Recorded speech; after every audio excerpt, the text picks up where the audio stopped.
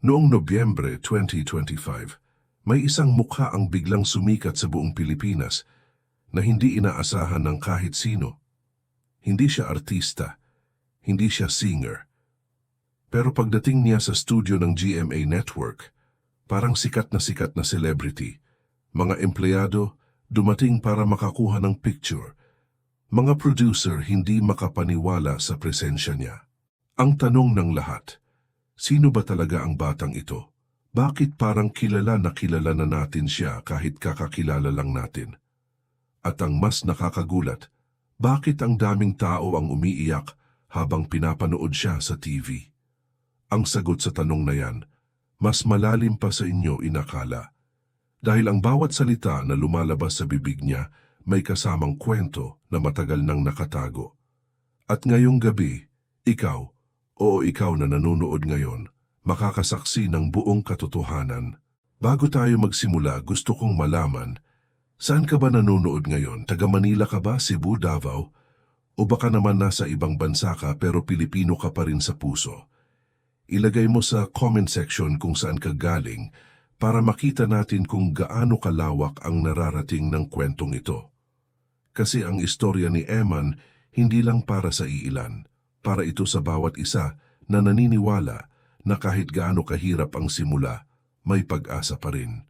Kaya habang nanonood ka, isipin mo, ano kaya ang mga pinagdaanan niya bago niya nakamit ang atensyon ng buong bansa? Ang sagot, makikita mo sa mga susunod na minuto. At sigurado ako, hindi ka magsisisi na pinindot mo ang video na ito. Kasi ang bawat segundo, puno ng emosyon, katotohanan, at mga revelasyon na hindi mo inaasahan. Isipin mo ang sitwasyon. Ikaw ay isang simpleng tao, walang plano na maging sikat, walang hangad na maging bida sa TV. Pero isang araw biglang bumukas ang lahat ng pinto.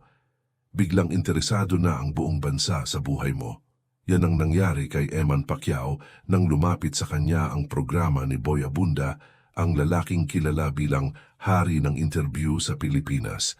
Hindi ito simpleng guest appearance lang. Hindi ito basta pakikipag-usap para sa exposure. Ito ay isang pagkakataon para ipakita sa buong bansa kung sino talaga siya. Lampas sa mga headline, lampas sa mga chismis, lampas sa lahat ng sinasabi ng social media. Pero ang hindi alam ng marami, kabado si Eman bago pa man magsimula ang interview. Nakita mo ba sa tingin niya yung kaunting pag-aalinlangan? Yung parang may gusto siyang sabihin pero hindi pa alam kung paano. Yan ang totoong Eman. Yan ang batang hindi sanay sa spotlight pero pinilit ng kapalaran na harapin ito. At noong gabing yon, sa harap ng milyon-milyong Pilipino, nakita natin kung gaano siya katotoo. Walang arte, walang pretensions, simpleng tao na may malalim na kwento. Nang magsimula ang Fast Talk, ang format ay pamilyar sa lahat. Mabilis na tanong, mabilis na sagot. Pero sa kaso ni Eman, iba. Bawat sagot niya may bigat. Bawat salita may emosyon. Si Boy Abunda, kilala sa kanyang husay na makuha ang tunay na damdamin ng kanyang guests, hindi nagpahuli. Tinanong niya si Eman tungkol sa kanyang buhay, sa kanyang pamilya, sa kanyang relasyon, sa kanyang ama na si Manny Pacquiao. At alam mo ba kung ano ang sagot ni Eman? Hindi siya nagdrama, hindi siya nag-exaggerate, simpleng nagpapasalamat ako sa Diyos, ang sabi niya. Ganun lang. Pero sa simpleng salitang yan, naramdaman ng bawat manonood ang lalim ng pinagdaanan niya. Kasi kung ikaw ay taong naghintay ng recognition, ng validation mula sa sarili mong pamilya, at dumating na, ano pa bang mas mahalaga kundi magpasalamat? Yan ang nakakaantig sa puso ng mga Pilipino. Yan ang dahilan kung bakit trending agad siya pagkatapos ng show. Hindi dahil gwapo siya, hindi dahil anak siya ng legend, kundi dahil totoo siya. May mga tanong na hindi madaling sagutin, lalo na sa harap ng kamera. Pero nang tanungin si Eman tungkol sa kanyang nararamdaman sa biglaang pagiging sikat, hindi siya nag-atubili, sabi niya, Takot pa rin ako. Nakita mo ba yon? Hindi siya nagpretend na sanay siya. Inamin niya na overwhelmed siya. At sa admission na yan, naging mas relatable siya sa lahat. Kasi sino ba naman sa atin ang hindi matatakot kung biglang magiging bida ka ng bansa? Sino ang hindi mawawalan ng balanse kung lahat ng mata ay nakatuon sa'yo? Pero ang galing ni Eman, sa kabila ng takot, nandyan pa rin ang composure. Nandyan pa rin ang respeto, nandyan pa rin ang humility. At yan ang nagpakita na hindi siya ordinaryong teenager. Ito ay isang taong may pinagdaanan, may pinag-aralan, may pinanghahawakan na values na solid. Ngunit ang tunay na highlight ng interview, ang moment na hindi malilimutan ng mga viewers, ay nang pag-usapan nila ang relasyon niya sa kanyang ama. Alam mo ba yung feeling na mayroon kang tanong na matagal mo nang gustong itanong pero takot kang marinig ang sagot? Yan ang naramdaman ng maraming viewers nang marinig nila ang tanong na yan. Pero si Eman, sa kanyang kalmadong tinig, sumagot. Sinabi niyang masaya siya. Sinabi niyang grateful siya. Sinabi niyang wala siyang galit. At sa mga salitang yan, naramdaman ng lahat na ito ay isang taong naghihil na. Ito ay isang taong nag-move forward na. Hindi stuck sa nakaraan. Hindi bitter. At yan ang nagbigay ng inspirasyon sa maraming tao na nanonood. Kasi kung si Eman ay nakaya, bakit hindi tayo?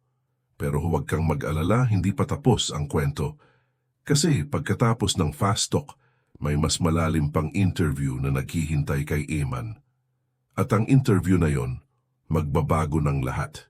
Kung ang Fast Talk ni Boy Abunda ay puno ng bilis at emosyon, ang Kapuso Mo Jessica Soho ay kumpletong kabaligtaran.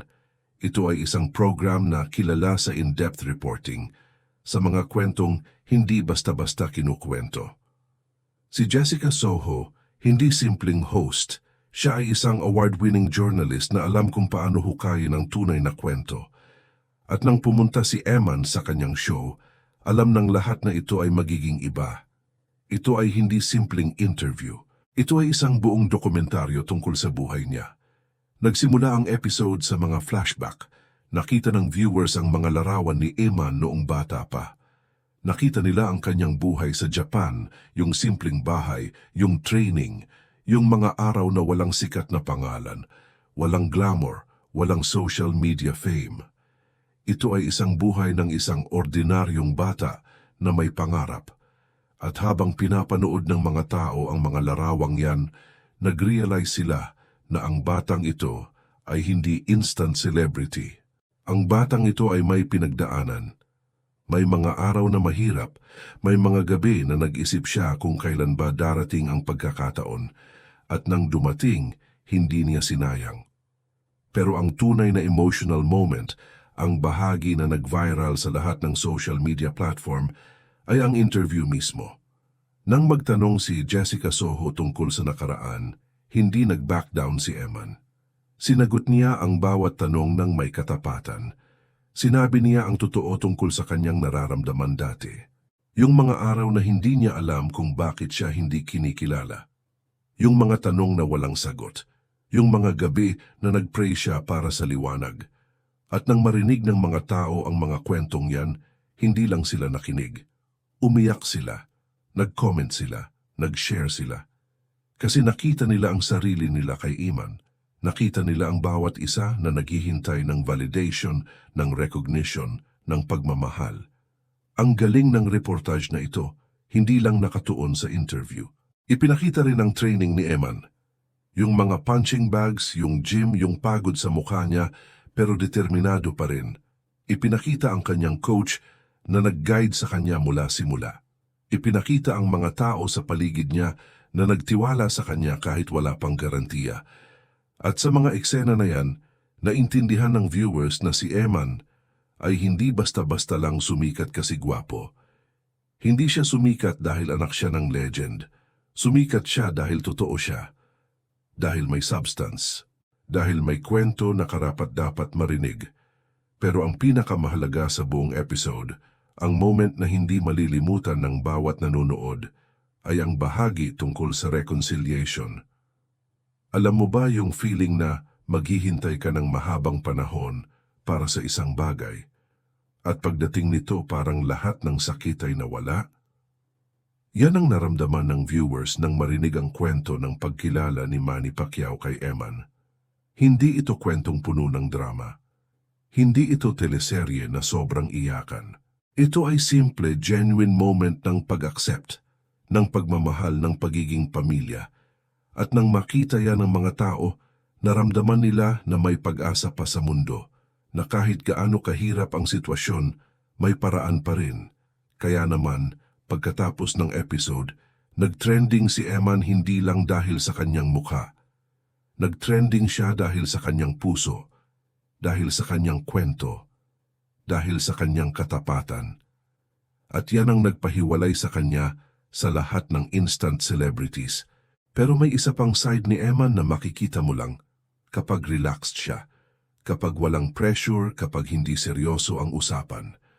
At yun ang gagawin nating pag-usapan sa susunod. Alam mo ba na sa kabila ng lahat ng seryosong interview, may side si Eman na napakasaya. May side na parang normal lang na teenager na may crush, na nahihiya, na tumatawa kapag naasar. Yan ang nakita ng mga tao nang biglang umusong ang topic tungkol kay Jillian Ward. Sino ba si Jillian Ward? Siya ay isang kilalang aktres sa Pilipinas, maganda, talented, at may sariling fanbase. At nang tinanong si Eman kung sino ang crush niya, walang pag-aatubili, sinabi niya, si Jillian Ward. Boom! Yan lang. Simple, honest. At ang buong Pilipinas nag-riot. Bakit? Kasi ito ay isang moment na nagpakita na kahit gaano ka-intense ang buhay niya, kahit gaano ka-serious ang kanyang training, kahit gaano kalalim ang kanyang backstory, siya pa rin ay isang normal na tao. Isang teenager na may crush. Isang batang nahihiya kapag nabanggit ang pangalan ng taong gusto niya, at yan ang naging bridge between him and the younger audience. Kasi ang mga kabataan nag-relate agad, nagsimulang gumawa ng memes, nagsimulang mag-edit ng videos, nagsimulang mag-hashtag ng Arcas, Eman and Jillian. Ang social media na puno ng kilig. Ang mga fans ni Jillian, curious kung ano ang magiging reaction niya. Ang mga fans ni Eman, hopeful na baka may chance. At sa gitna ng lahat ng ito, si Eman chill lang. Hindi nagpanik. Hindi nag-deny. Inaccept niya yung fact na, oo, may crush siya at ano naman. Yan ang naging appealing sa kanya. Yung authenticity. Yung walang takot na maging totoo. Yung confidence na sabihin kung ano talaga ang nararamdaman kahit alam niyang maririnig ng milyon-milyong tao. At yan ang isa sa mga dahilan kung bakit lalo siyang naging lovable. Pero ang moment na ito, hindi lang simpleng entertainment. Ito ay isang strategy ng universe para ipakita sa mundo na si Eman ay hindi isang one-dimensional character. Hindi siya yung taong puro seryoso lang. Hindi siya yung taong puro boxing lang ang alam. Siya ay isang buong tao na may iba't ibang layer. May serious side, may vulnerable side, at may romantic kilig side din. At yan ang nagpaganda sa kanyang public image. Kasi ang tao, gusto nila ng complexity. Gusto nila ng relatable moments. Gusto nila ng someone na pwede nilang i-root for hindi lang sa boxing, pero pati na rin sa love life. At si Eman, without even trying, nabigyan niya sila ng lahat ng yan. Ang ganda pa dito, hindi naging issue ang crush na yan. Hindi naging scandal. Hindi naging negative. Kasi ang paraan ng pagkakahandle ni Eman napaka-classy, napaka-respectful, walang bastos, walang over the top. Simple lang.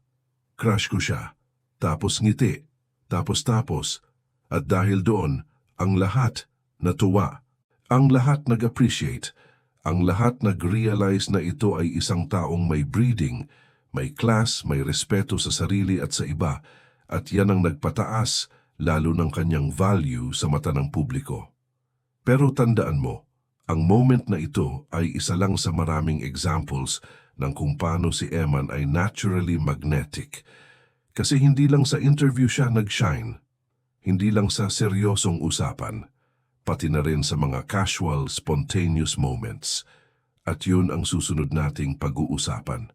Nang dumating si Eman sa GMA Network Compound, hindi ito simpleng pagbisita lang. Ito ay isang event. Bakit?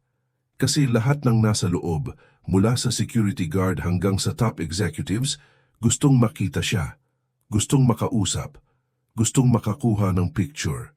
At yan ang nagpakita na ang impact niya ay lampas sa TV screen, lampas sa social media. Ito ay isang organic, genuine connection sa tao. Hindi dahil pinilit, hindi dahil may marketing campaign, kundi dahil natural lang. May mga celebrities na pumupunta sa studios at deadma lang ang mga tao. May mga sikat na personalidad na dumadaan at walang pake ang empleyado. Pero si Eman, iba. Pagdating niya, parang may energy na bumalot sa buong lugar. Parang may electricity na dumaan at lahat naramdaman yon. Yung mga producer lumapit para mag-introduce, yung mga staff nag-picture taking. Yung mga artista mismo, curious kung sino ba talaga ang batang ito. At si Eman, sa kabila ng lahat ng attention, humble pa rin. Ngumingiti, nakikipag-usap, tumatanggap ng bati, walang yabang, walang feeling special, parang normal na tao lang na grateful sa suportang natatanggap. At yan ang naging turning point sa kanyang career sa media. Kasi nag-realize ang mga network executives na ito ay isang taong may star quality. Ito ay isang taong kahit hindi pa fully trained sa entertainment industry, may natural charisma na. May natural appeal. May bagay na hindi mo pwedeng turuan. At dahil doon, nagsimulang dumating ang mga offers. Nagsimulang mag-open ng mga doors.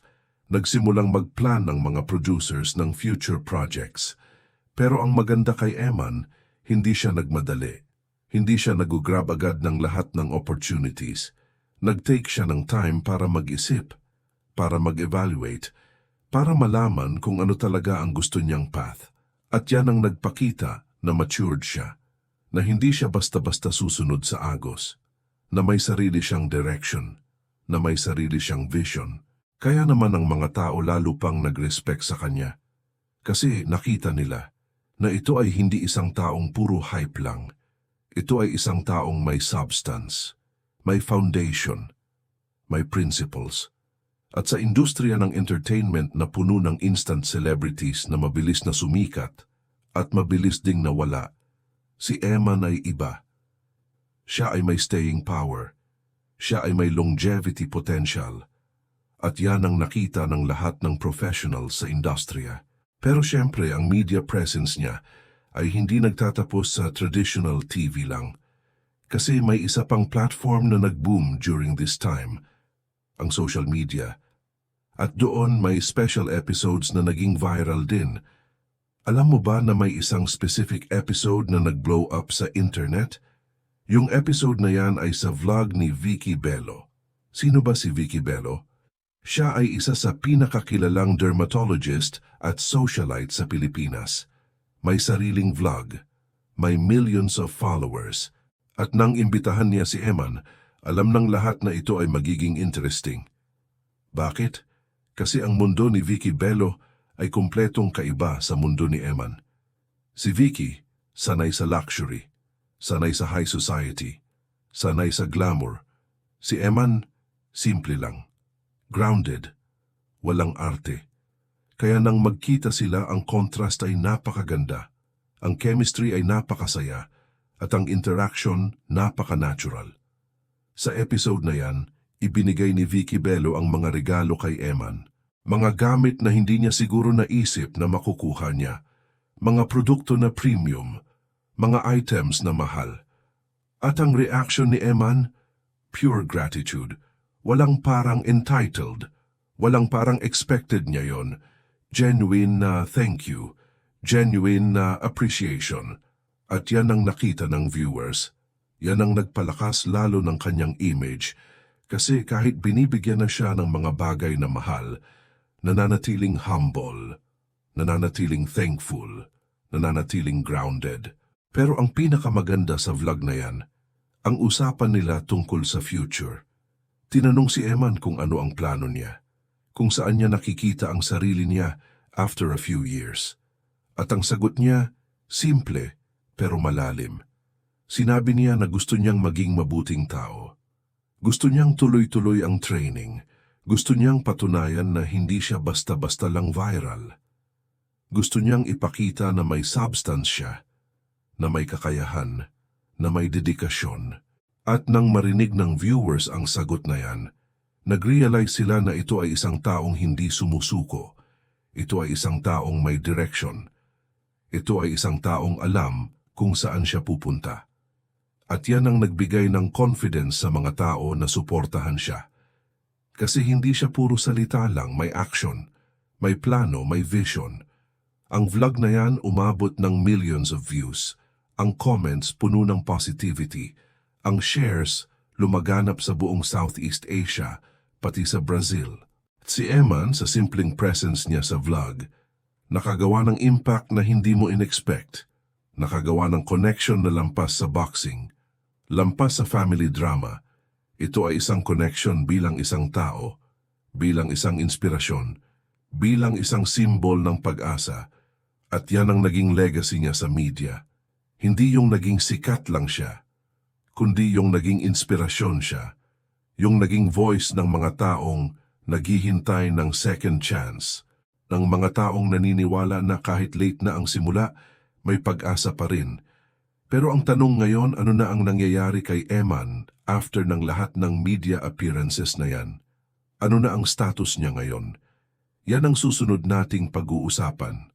Pagkatapos ng lahat ng interviews, pagkatapos ng lahat ng vlogs, pagkatapos ng lahat ng media appearances, may nagtanong, ano na ngayon?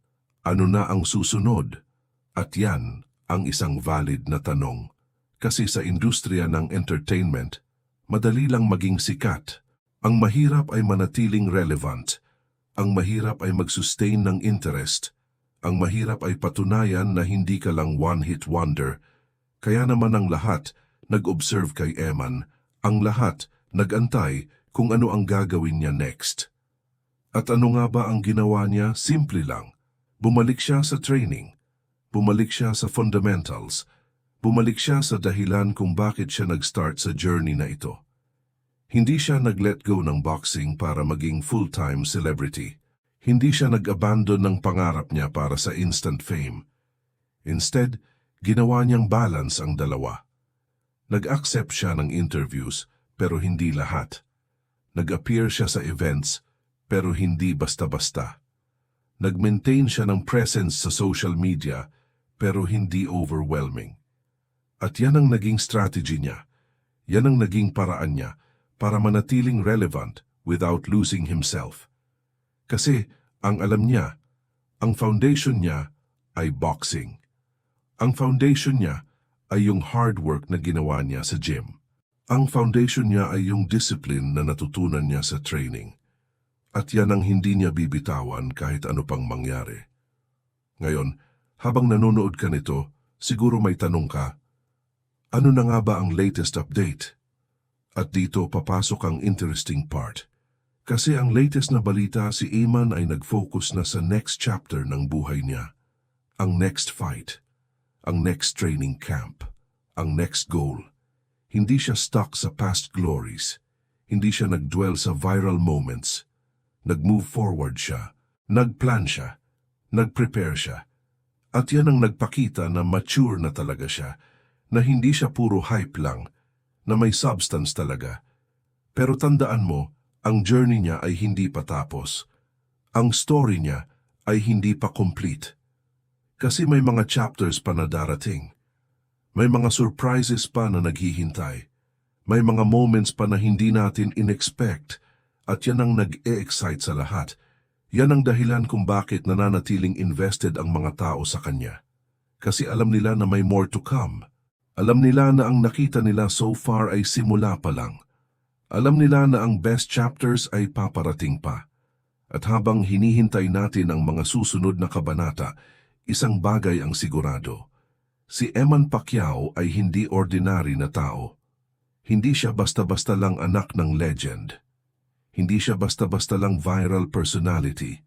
Siya ay isang symbol ng resilience, ng pag-asa, ng second chances, ng proving yourself kahit late ka na nag-start. At yan ang legacy niya. Yan ang contribution niya sa kultura. Yan ang mark na iiwan niya sa kasaysayan. Ngayon, bago tayo mag-end, gusto kong magtanong, after lahat ng kwentong narinig mo tonight, ano ang naging realization mo? Ano ang natutunan mo sa journey ni Eman? Kasi kung titingnan mo, ang buhay niya ay isang reflection ng buhay ng maraming Pilipino. Yung struggle, yung waiting, yung hoping, yung fighting kahit walang guarantee, yung believing kahit ang circumstances ay against you. At sa huli, yung winning. Hindi dahil perfect ang lahat, kundi dahil hindi ka sumuko. Yan ang message ng story na ito. Yan ang essence ng journey ni Eman. At yan ang dapat nating tandaan habang tinatahak natin ang sarili nating landas. Kaya ngayon, ako ay magtatanong sa iyo, kung ikaw si Eman, ano ang magiging next move mo? Kung ikaw ay nasa position niya ngayon, paano mo hahawakan ang fame, ang pressure, ang expectations? Kung ikaw ay bibigyan ng second chance, gagamitin mo ba ng tama?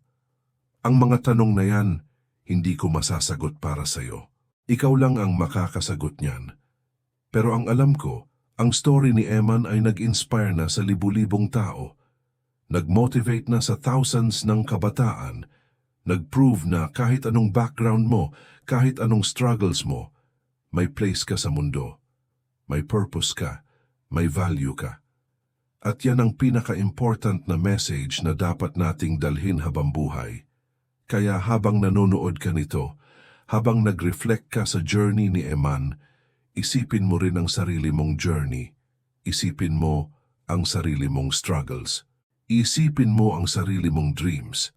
At tanungin mo ang sarili mo, ano ba talaga ang gusto kong patunayan? Ano ba talaga ang legacy na gusto kong iwan? Kasi sa huli, hindi importante kung gaano ka famous. Hindi importante kung gaano ka rich. Ang importante ay kung paano mo ginawa ang buhay mo meaningful. Kung paano mo ginagamit ang platform mo para mag-inspire. Kung paano mo ginagamit ang boses mo para mag-encourage. At yan ang ginagawa ni Eman ngayon. Ginagamit niya ang platform niya para maging blessing sa iba. Ginagamit niya ang story niya para mag-motivate sa iba. Ginagamit niya ang buhay niya para ipakita na may pag-asa. At sa mundo na puno ng negativity, puno ng doubts, puno ng uncertainties, kailangan natin ng mga taong tulad ni Eman. Kailangan natin ng mga stories na nagpapaalala na kahit gaano kahirap, kakayanin natin. Kakayanin mo. Kaya ngayon, ang tanong ko sa iyo ay simple. Ano ang susunod mong hakbang? Ano ang gagawin mo after marinig ang story na ito? Magtutuloy ka lang ba sa araw-araw na routine? O gagawa ka ng action? Gagawa ka ng steps towards your dreams? Yan ang desisyon na kailangan mong gawin. At yan ang challenge na iniwan ni Eman sa atin lahat. Hindi siya nag-stop sa pagiging viral. Hindi siya nag-settle sa instant fame. Nag-continue siya, nag-fight siya, nag-prove siya. At yan ang dapat nating gayahin. Yan ang dapat nating example. Kaya habang nanonood ka nito, I challenge you. Mag-comment ka kung ano ang iyong dream. Ano ang iyong goal? Ano ang gusto mong prove? Kasi baka, just baka, ang comment mo ngayon ay magiging start ng iyong sariling inspiring journey. Baka ang simple act ng pag-type ng dream mo ay magiging first step towards making it real. At sino alam, ilang taon pa, baka ikaw naman ang feature sa next video. Baka ikaw naman ang story na magpapa-inspire sa iba. Baka ikaw naman ang susunod na Eman Pacquiao ng sarili mong field. Pero tandaan mo, hindi yan mangyayari kung hindi ka magsisimula. Hindi yan mangyayari kung puro pangarap ka lang. Kailangan may action. Kailangan may steps. Kailangan may courage to face the challenges. At yan ang last message na gusto kong iwan sa iyo tonight.